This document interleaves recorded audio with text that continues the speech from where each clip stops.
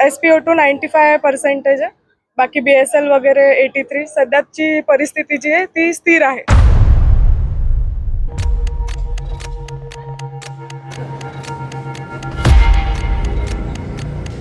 सध्याची तपासणी केल्यानंतर ब्लड प्रेशर 110/70 आहे आणि पल्स रेट 74 पर मिनिट आहे.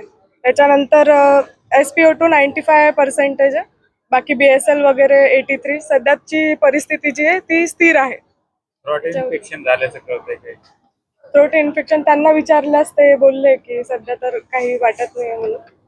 बाकीचे आमचे जे ऑथॉरिटी बाकीचे लोक येतील ते बघून अजून काही आहे ते कळवतील. थोडं ब्लड शुगर लेवलमध्ये थोडं कमी आहे. 83 mg/dl. 136 होती परवाची. काल त्यांनी हे करण्यास थोडं नकार दिला असल्यामुळे कालचं हे नाही घेतलं. माझं नाव वैष्णवी नरवाडे, डॉक्टर वैष्णवी.